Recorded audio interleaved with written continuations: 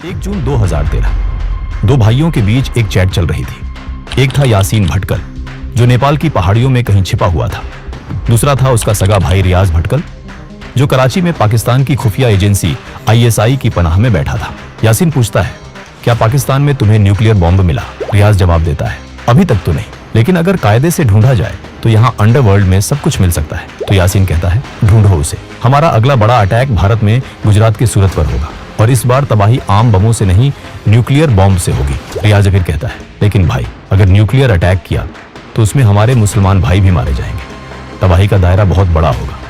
यासीन जवाब देता है, अटैक से पहले ही हम सारी मस्जिदों में पोस्टर लगा देंगे, सबको इत्तला कर देंगे कि शहर छोड़ दें, जो बचेगा वो काफिरों के साथ मरेगा।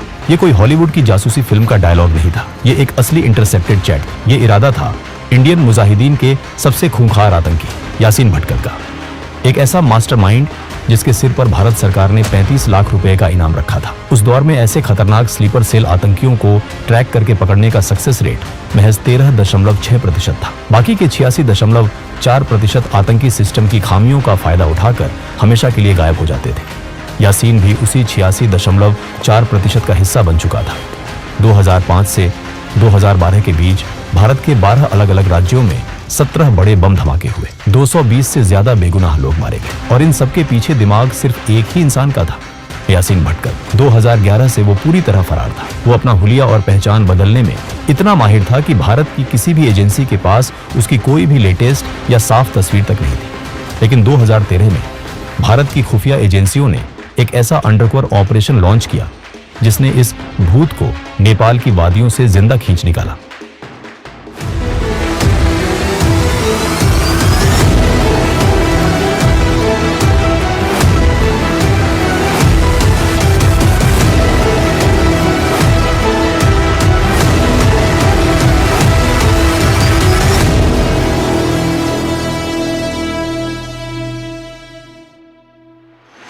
कर्नाटक के तटीय इलाके में एक छोटा सा कस्बा है भटकल। इसी कस्बे की गलियों में मोहम्मद अहमद जरार सिद्दी बापा का बचपन बीता, जो आगे चलकर दुनिया के लिए यासीन भटकल बनने वाला था। यासीन कोई अनपढ़ या गरीब लड़का नहीं था। उसके परिवार का दुबई में एक अच्छा खासा बिजनेस था, लेकिन 90 के दशक में जब भारत में students Islamic movement of India Simi जैसी कट्टरपंथी संस्थाओं ने जोर पकड़ना शुरू किया, तो यासीन और उसके दोनों भाई रियाज भटकल और इकबाल भटकल के दिमाग में जहर घुलने लगा। 2001 में जब भारत सरकार ने सिमी पर बैन लगा दिया, तो इन तीनों भाइयों ने एक नई और कहीं ज्यादा खूंखार संस्था की नींव रखी, इंडियन मुजाहिदीन। साल 2004, जाली बीच, कर्नाटक। भटकल शहर के बाहरी इलाके में एक बड़ा कोस्टल मिला। यहाँ एक कैंप ऑर्गेनाइज किया गया। इसके पीछे थे रियाज और इकबाल भटकल। बाहर से देखने में ये एक समर कैंप लगता था। नौजवान लड़के स्विमिंग करते, जंगलों में ट्रैकिंग करते और एयरगन से निशाना लगाते। स्थानीय लोगों को कभी कभी छोटे धमाकों की आवाज आती, पर उन्हें लगता कि लड़के पटाखे फोड़ रहे हैं, लेकिन वहां भारत के खिलाफ ही साजिश बन रही थी। 2007 आते आते इंडियन मुजाहिदीन ने अपना खौफनाक चेहरा दुनिया के सामने रख दिया। ये ग्रुप सिमी का एक कट्टर और हिंसक हिस्सा था। उनका IT विंग मीडिया को एनक्रिप्टेड मैनिफेस्टो भेजता, बड़े हमलों की जिम्मेदारी लेता और देश में एक साइकोलॉजिकल खौफ पैदा करता। लेकिन इंडियन मुजाहिदीन सिर्फ एक स्वदेशी ग्रुप नहीं था। इंटेलिजेंस डोजर्स ने एक बड़े सिंडिकेट का पर्दाफाश किया, जिसे कराची प्रोजेक्ट कहा जाता है। पाकिस्तान की ISI और लश्कर-ए-तैयबा ने एक ऐसी रणनीति बनाई जिसमें वो फंडिंग और ट्रेनिंग पाकिस्तान में देंगे, लेकिन हमले भारतीय चेहरों के जरिए करवाएंगे। इससे वो दुनिया के सामने खुद को बेगुनाह दिखा सकते थे। रियाज और इकबाल के पाकिस्तान जाने के बाद यासीन भारत में फील्ड कमांडर बन गया, लेकिन यासीन खुद भी पाकिस्तान गया था। दुबई के रास्ते जाली इमिग्रेशन स्टैंप्स के जरिए उसने बॉर्डर पार किया। पाकिस्तान में उसका 50 दिन का मिलिट्री ग्रेड ट्रेनिंग प्रोग्राम चला। पाकिस्तान आर्मी के 6 इंस्ट्रक्टर्स ने उसे सिखाया कि एक आम बम और मास कैजुअल्टी IED में क्या फर्क होता है। यासीन भटकल ने बम बनाने, रिक्रूटमेंट करने और अवैध फंडिंग का पूरा इंफ्रास्ट्रक्चर अकेले कंट्रोल किया। 2008 में मुख्य बम मेकर आरिफ शेख के पकड़े जाने के बाद यासीन ने IED बनाने का काम खुद अपने हाथ में ले लिया। शुरुआत में उसके सर्किट ढीले होते थे, लेकिन जल्द ही उसने अपने डिजाइन इतने परफेक्ट कर ली कि वो फेल नहीं होते थे। Ammonium nitrate, RDX, ball bearings और सटीक डिजिटल टाइमर्स का खतरनाक कॉम्बिनेशन। वो उडुपी के इंडस्ट्रियल सोर्सेज से डेटोनेटर्स खरीदता था, इंडियन मुजाहिदीन का पहला मॉडल आजमगढ़ मॉडल था। पढ़े लिखे इंजीनियर, डॉक्टर और आईटी स्पेशलिस्ट्स पर बातला हाउस एनकाउंटर के बाद ये नेटवर्क टूट गया, क्योंकि पढ़े लिखे युवाओं का डिजिटल फुटप्रिंट होता है जिन्हें ट्रैक करना आसान होता है। यासीन ने अपनी रणनीति बदली। उसने दरभंगा मॉडल शुरू किया। बिहार और ग्रामीण महाराष्ट्र के अनपढ़ और गरीब युवा, इन लड़कों का कोई डिजिटल फुटप्रिंट नहीं था, इसलिए खुफिया एजेंसियां उन्हें ट्रैक नहीं कर पाती थी। इस सब को फंड करने के लिए इंटरनेशनल हवाला नेटवर्क और हाई क्वालिटी जाली नोटों को मार्केट में उतारा गया। दुबई से सीधे हवाला के जरिए ब्लैक मनी भारत आ रही थी। 2008 से 2013 तक भारत के कई शहर खून से लाल हुए। 26 जुलाई 2008 अहमदाबाद दानी लीमड़ा इलाके में यासीन और असदुल्लाह अख्तर उर्फ हड्डी ने एक सेफ हाउस किराए पर लिया। वहीं भारी मात्रा में विस्फोटक बनाए गए। अस्पताल और सिविलियन टारगेट्स पर 21 लगातार धमाके किए गए। 56 मौतें और 200 से ज्यादा लोग घायल हुए। 13 फरवरी 2010 पुणे जर्मन बेकरी, ओशो आश्रम के पास, जहां विदेशी टूरिस्ट्स आते थे। सीसीटीवी कैमरे में एक शख्स एक बैग छोड़ते हुए रिकॉर्ड हुआ। वो यासीन भटकल था। इस ब्लास्ट में 18 लोग मारे गए, जिनमें इटली, सूडान और ईरान के विदेशी नागरिक शामिल थे। 13 जुलाई 2011 मुंबई ट्रिपल ब्लास्ट, जवेरी बाजार, ओपेरा हाउस और दादर, तीनों जगह धमाके हुए। 26 मौतें हुई और 130 से ज्यादा लोग जिंदगी भर के लिए अपाहिज हो गए। और फिर आया इंडियन मुजाहिदीन का सबसे खतरनाक हमला। 21 फरवरी 2013 हैदराबाद, 2 धमाकों में 18 लोगों की मौत और 131 गंभीर रूप से घायल। यासीन भटकल अब देश का मोस्ट वांटेड बन चुका था। 12 अलग अलग राज्यों की एंटी टेरर यूनिट्स, आईबी और एनआईए सब इस एक आदमी के पीछे थे। यासीन भटकल कभी भी अपने नाम का मोबाइल फोन या ईमेल इस्तेमाल नहीं करता था। वो एक फोन सिर्फ कुछ सेकंड के लिए ऑन करता, कराची में बैठे अपने आकाओं को मैसेज भेजता और फिर उस फोन और सिम को तोड़कर फेंक देता। वो कभी एक ही चेहरे के साथ 2 बार नहीं दिखता था।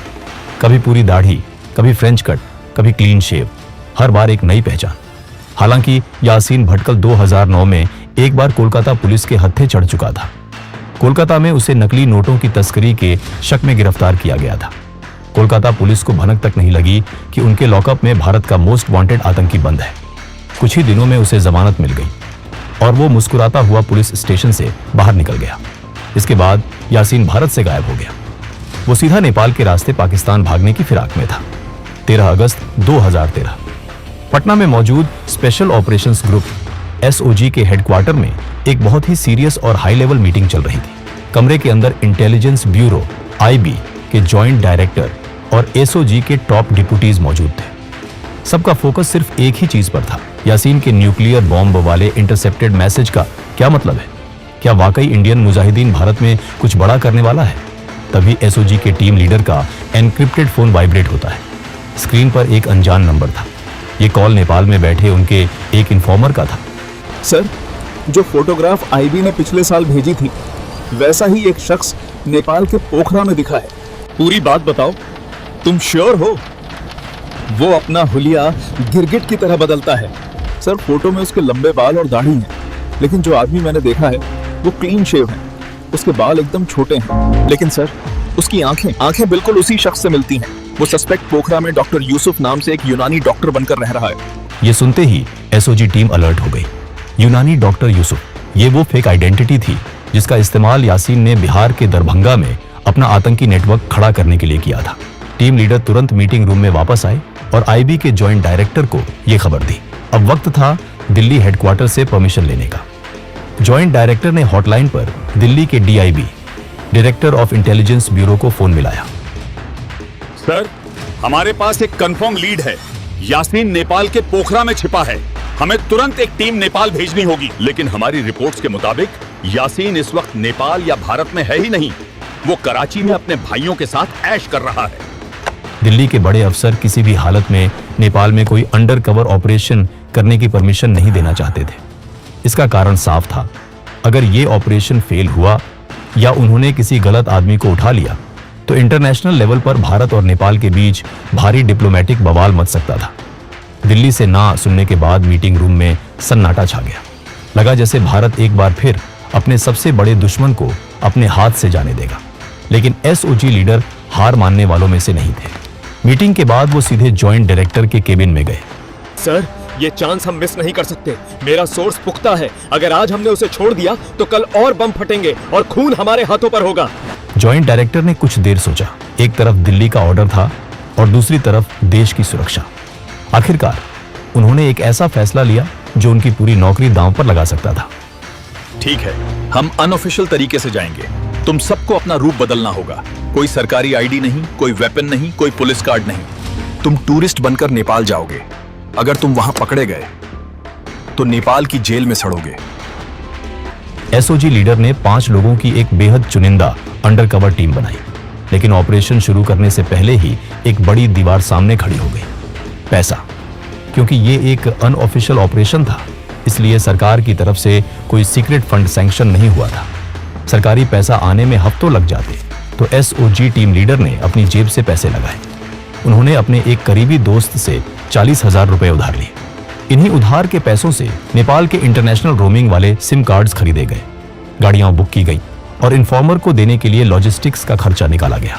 दोस्तों, वीडियो में आगे बढ़ने से पहले मैं आपसे बस 30 सेकंड की एक जरूरी बात करना चाहता हूँ। आप लोग मेरे वीडियो को बहुत प्यार देते हो और अगर आप भी मेरे जैसे 2D एनिमेशन वीडियो बनाना सीखना चाहते हो, वो भी AI की मदद से, तो मैंने आपके लिए एक कंप्लीट कोर्स बनाया है जिसमें मैंने स्टेप बाय स्टेप सिखाया है कैसे कोई वीडियो वायरल होता है, कैसे सही टॉपिक चुना जाता है, कैसे मेरे जैसे एंगेजिंग स्क्रिप्ट्स लिखी जाती हैं, कैसे AI की मदद से 2D एनिमेशन विजुअल्स बनाए जाते हैं, कैसे AI से वॉइस ओवर जनरेट करते हैं और कैसे एक क्लिक में वायरल थंबनेल्स तैयार किए जाते हैं। अभी इस कोर्स पर 50% का लिमिटेड ऑफर चल रहा है। ये ऑफर सिर्फ पहले 100 यूजर्स के लिए, तो देर मत कीजिए। डिस्क्रिप्शन में दिए गए लिंक पर क्लिक करें और आज ही ज्वाइन करें। 20 अगस्त 2013 दोपहर के 2 बजे टीम बिहार के मोतिहारी पहुंचती है। यहाँ ईस्ट चंपारण के ढाकड़ SP विनय कुमार उनके साथ जुड़ते हैं। विनय कुमार का नेपाल पुलिस और वहां के लोकल नेटवर्क में जबरदस्त होल्ड था। वीरगंज बॉर्डर पार करके ये टीम करीबन 280 किलोमीटर का सफर तय करके पोखरा पहुंचती है। उन्होंने पोखरा के माउंट व्यू होटल में चेक इन किया। उनका हुलिया पूरी तरह बदल चुका था। बर्म्यूडा शॉर्ट्स, चटक रंग की टी-शर्ट और गले में कैमरास लटकाए भारत के टॉप इंटेलिजेंस ऑफिसर्स अब नेपाल घूमने आए टूरिस्ट्स बन चुके थे। अगले दिन टीम को पोखरा में अपनी पहली बड़ी लोकल लीड मिलती है। बाल बहादुर थापा उर्फ AK अब्दुल्ला। बाल बहादुर थापा का इतिहास भी कम दिलचस्प नहीं था। वो कभी इंडियन आर्मी का एक आम सैनिक हुआ करता था, लेकिन कुछ साल पहले उसने अचानक नौकरी छोड़ दी, इस्लाम कबूल किया और नेपाल जाकर बस गया। अब उसका काम था नेपाल में घुसपैठ करने वाले संदिग्ध जिहादियों को छुपने की जगह मुहैया कराना, उन्हें मस्जिदों में पनाह दिलाना और उनका लॉजिस्टिक्स सपोर्ट संभालना। इन्फॉर्मर ने एसओजी टीम को बताया कि ये अब्दुल्ला ही डॉक्टर यूसुफ यानी कि यासीन भटकल का मुख्य केयरटेकर है। जब यासीन पोखरा आया था तो उसने खुद को एक मजलूम मुसलमान बताया था जो इस्लाम की राह पर कुछ बड़ा करना चाहता था। अब्दुल्ला ने उसे पनाह दी थी। 22 अगस्त 2013 टीम ने एक खतरनाक प्लान बनाया। इन्फॉर्मर को बोला गया कि वो अब्दुल्ला से कांटेक्ट करे और उसे नमाज पढ़ने के लिए कहीं लेकर जाए। टीम को देखना था कि अब्दुल्ला इन्फॉर्मर को कहां लेकर जाता है। इन्फॉर्मर ने फिर अब्दुल्ला से कांटेक्ट किया और कहा कि उसे नमाज पढ़ने के लिए किसी अच्छी जगह ले जाए। दोपहर 1:30 पर इन्फॉर्मर और अब्दुल्ला एक कार में निकले। उनके ठीक पीछे 2 किराए की मोटर बाइक्स पर टूरिस्ट्स के भेस में एसओजी के कमांडोज लगे हुए थे। करीब 2 किलोमीटर दूर पोखरा के ओरेगांव चौक हाईवे के पास वो कार रुकी। ये एक बहुत ही अजीब सी लोकेशन थी। हाईवे के ठीक किनारे एक छोटा एकांत सा घर था। वहां से पूरा 1 किलोमीटर लंबा हाईवे साफ दिखता था, जिससे दूर से आती किसी भी पुलिस की गाड़ी को आसानी से देखा जा सकता था। अब्दुल्ला इन्फॉर्मर को उस घर के अंदर लेकर जाता है। एसओजी की टीम दूर से निगरानी कर रही थी। तभी एक अजीब इत्तेफाक हुआ। एक मोटर बाइक तेजी से आई और उस पर पीछे बैठा एक शख्स फुर्ती से उतरा और उस घर के पिछले दरवाजे से अंदर घुस गया। दूर से देखने पर भी उस शख्स की चाल ढाल और बॉडी लैंग्वेज टीम के दिमाग में छपी यासीन भटकल की क्रिमिनल प्रोफाइल से मैच कर रही थी। जब इन्फॉर्मर उस घर से बाहर आया तो उसने कंफर्म किया, सर यही वो घर है, यही उसका हाइड आउट है। लेकिन एसओजी टीम सिर्फ एक झलक के आधार पर दिल्ली को कन्विंस नहीं कर सकती थी। उन्हें सॉलिड सबूत चाहिए था। अगले दिन टीम ने इन्फॉर्मर को वापस उसी घर में भेजा, इस बार एक नए प्लान के साथ। इन्फॉर्मर ने अब्दुल्ला से कहा कि उसे एक गुप्त बीमारी है और वो सिर्फ उस यूनानी डॉक्टर से ही इलाज कराना चाहता है। अंदर जाकर इन्फॉर्मर ने जो देखा उसने उसके होश उड़ा दिए। यह शख्स देखने में गोरा और कश्मीरी लग रहा था, लेकिन टीम ने उसे 3 खास फिजिकल ट्रेड्स नोटिस करने को कहे थे जो यासीन भटकल के थे। माथे पर बालों का एक अजीब सा गुच्छा, जिसे वो पीछे की तरफ संवारता था, माथे पर एक पुराना हल्का सा कटने का निशान और आगे के 2 दांत जो थोड़े बाहर की तरफ निकले हुए थे। इन्फॉर्मर ने इन तीनों निशानों को अपनी नजरों से कंफर्म किया, लेकिन असली तुरुप का इक्का कुछ और था। बात करते हुए इन्फॉर्मर ने चतुराई से अपनी जेब में रखे फोन का वॉइस रिकॉर्डर ऑन कर लिया था। उसने यूनानी डॉक्टर से लंबी बातचीत की और उसकी आवाज का एक crisp clear audio sample record कर लिया। जब ये ऑडियो एन्क्रिप्टेड लाइन के जरिए दिल्ली भेजा गया तो इंटेलिजेंस ब्यूरो की टेक्निकल विंग ने उसका फोनेटिक एनालिसिस किया। एक्सपर्ट्स ने चेक किया कि वो वॉवल्स का प्रोनाउंसिएशन कैसे करता है। रिपोर्ट ने पूरे आईबी हेडक्वार्टर्स में खलबली मचा दी। हिंदी बोलने के उस लहजे में, उस एक्सेंट में साउथ वेस्ट महाराष्ट्र का डीप टच था। बिल्कुल वैसा ही एक्सेंट जहां यासीन और उसके भाई रियाज की शुरुआती पढ़ाई हुई थी। दिल्ली के एक्सपर्ट्स की रिपोर्ट आई, वॉइस मैच हुआ और ये आदमी कोई और नहीं, यासीन भटकल ही था। यह सुनते ही पटना में ज्वाइंट डायरेक्टर ने दिल्ली फोन घुमाया। सर, वो यासीन ही है, हम 200% श्योर हैं। और अगर दिल्ली से इस प्रपोजल को रिजेक्ट किया जाता है तो सर हम उसे ड्रग करके जिंदा इंडिया बॉर्डर के पार ले आएंगे। दिल्ली को अब यकीन हो चुका था, परमिशन मिल चुका था। सेंट्रल गवर्नमेंट ने सीधा नेपाल सरकार और वहां की इंडियन एम्बेसी को लूप में लिया। एक हाई लेवल डिप्लोमेटिक प्रेशर के बाद नेपाल पुलिस की एक छोटा टीम इस सीक्रेट ऑपरेशन में एसओजी का साथ देने को राजी हो गया। 28 अगस्त की शाम पोखरा का मौसम अचानक बदल गया। दोपहर 4 बजे से ही आसमान में काले बादल घिर आए और मूसलाधार बारिश होने लगी। रात का अंधेरा और ये तेज बारिश एक अंडरकवर ऑपरेशन के लिए एकदम परफेक्ट सेटिंग थी। रात 8:30 बजे नेपाल पुलिस की एक टीम एसओजी के साथ ओरेगांव चौक पहुंचती है। एग्रीमेंट के मुताबिक एसओजी की टीम घर से काफी दूर अंधेरे में खड़ी होकर निगरानी कर रही थी। घर के अंदर घुसने का काम नेपाल पुलिस का था। नेपाल पुलिस की टीम घर के अंदर दाखिल होती है, लेकिन 10 मिनट बीत गए, आधा घंटा बीत गया, 9:45 बज गए, लेकिन घर से कोई हलचल नहीं हुई। पुलिस बाहर नहीं आई। बाहर बारिश में भीग रहे एसओजी टीम के पसीने छूटने लगे। क्या यासीन पिछले दरवाजे से भाग गया? क्या उसने नेपाल पुलिस को पैसे खिला दिए? तभी रात के करीब 10 बजे एसओजी लीडर का फोन बजा। दूसरी तरफ इंडियन एम्बेसी का एक सीनियर आईपीएस अफसर था और वो गुस्से से भरा हुआ था। अफसर ने तीखे लहजे में कहा, तुम लोग नेपाल में ये क्या कर रहे हो? वो एक बेगुनाह आदमी है, कोई आतंकवादी नहीं, बल्कि एक टर्बाइन इंजीनियर है। तुम दोनों देशों के डिप्लोमेटिक रिश्ते खराब कर दोगे। इस ऑपरेशन को तुरंत रोक दो। दरअसल अंदर यासीन भटकल ने अपनी चालाकी दिखा दी थी। उसने पूरे आत्मविश्वास के साथ नेपाल पुलिस को यकीन दिला दिया था कि वो कोई आतंकवादी नहीं, बल्कि एक मासूम टर्बाइन इंजीनियर है जो प्रोजेक्ट के काम से नेपाल आया है। लेकिन बाहर खड़े एसओजी लीडर ने एम्बेसी अफसर को ऐसा करारा और सटीक जवाब दिया कि अफसर एकदम चुप हो गया। सर, अगर आप आईपीएस हो तो थोड़ा दिमाग लगाइए। एक हाईली क्वालिफाइड टर्बाइन इंजीनियर एक छोटे से अंधेरे कमरे में छुपकर यूनानी दवाइयां क्यों बेचेगा? आप नेपाल पुलिस से बस इतना कहिए कि उन दोनों को बाहर लेकर आएं। अगर हम गलत हुए तो हम उन्हें इज्जत से छोड़ देंगे। थोड़ी देर बाद एम्बेसी का अफसर शांत पड़ा और उसने नेपाल पुलिस को आगे बढ़ने का आदेश दे दिया। रात 10:10 पर नेपाल पुलिस 2 संदिग्धों को बाहर लेकर आई। थोड़ी सख्ती और पूछताछ के बाद उस शख्स का आत्मविश्वास टूट गया और उसने अपना जुर्म कबूल कर लिया। हाँ, मैं ही यासीन भटकल हूं। उसके साथ जो दूसरा आदमी था वो भी कोई साधारण व्यक्ति नहीं था। वो असदुल्ला अख्तर उर्फ हड्डी था, एक खतरनाक सुसाइड बॉम्बर और अल कायदा का ऑपरेटिव, जिस पर भारत में 10 लाख रुपए का इनाम था। पुणे, वाराणसी और मुंबई के जवेरी बाजार धमाकों में वो यासीन का सबसे भरोसेमंद साथी था। ये भारत के लिए किसी डबल जैकपॉट से कम नहीं था। इसके बाद नेपाल पुलिस ने दोनों को अपनी गाड़ियों में बैठाया और एसओजी टीम को उनसे दूर रहने के लिए कहा ताकि चेक पॉइंट्स पर किसी तरह का शक या सवाल न उठे। 29 अगस्त की सुबह करीब 6 बजे एसओजी की टीम ने यासीन भटकल और हड्डी को नेपाल पुलिस से हैंडओवर लिया और भारत के बिहार बॉर्डर बेतिया में एंट्री की। भारत का सबसे खूंखार आतंकी आखिरकार पकड़ में आ चुका था। एक ऐसा मास्टरमाइंड जो कभी फोन का इस्तेमाल नहीं करता था, हर दूसरे दिन अपना ठिकाना बदल देता था और जिसने सालों तक भारतीय इंटेलिजेंस एजेंसियों को चकमा दिया। वो आखिरकार एक बेहद साहसी एसओजी टीम के सामने हार गया। इस गिरफ्तारी को गुप्त रखा जाना था, लेकिन दिल्ली में बैठे कई बड़े मंत्री और वरिष्ठ अधिकारी जिनका इस ऑपरेशन में कोई रोल तक नहीं था, मीडिया के सामने आकर इसका पूरा श्रेय लेने लगे। और जिन असली हीरोज ने, उस 5 लोगों की एसओजी टीम ने अपनी जान जोखिम में डाली, अपनी जेब से खर्च किया, उन्हें क्या मिला? टीम लीडर को सिर्फ एक कमेंडेशन लेटर मिला और पूरी टीम को कुल 1 लाख रुपए का इनाम दिया गया। भारत के इतिहास के सबसे बड़े आतंकवादी को पकड़ने के बावजूद उन्हें किसी भी वीरता पुरस्कार के योग्य नहीं समझा गया। यह सिस्टम की एक कड़वी सच्चाई थी। आज यासीन भटकल दिल्ली की तिहाड़ जेल के सेल नंबर 2 की कालकोठरी में अपनी सजा काट रहा है। उसकी गिरफ्तारी के बाद इंडियन मुजाहिदीन के दोनों धड़े लगभग पूरी तरह खत्म हो चुके हैं। भारत में उस स्तर के सीरियल ब्लास्ट का खौफनाक दौर काफी हद तक समाप्त हो गया है। लेकिन यासीन के दोनों भाई रियाज और इकबाल आज भी पाकिस्तान के कराची में मौजूद बताए जाते हैं और भारत के खिलाफ नई साजिशें रचने की कोशिशों में लगे हैं। आपको भारत का यह सबसे खतरनाक अंडरकवर ऑपरेशन कैसा लगा? क्या अपनी जान जोखिम में डालने वाली एसओजी टीम को उनका सही सम्मान और पुरस्कार मिलना चाहिए था? अपनी राय कमेंट सेक्शन में जरूर शेयर करें। अगर आपको यह वीडियो पसंद आया हो तो इसे लाइक करें, शेयर करें और चैनल को सब्सक्राइब करें ताकि हम ऐसी और कहानियां आप तक लाते रहें। तब तक के लिए जय हिंद, जय भारत।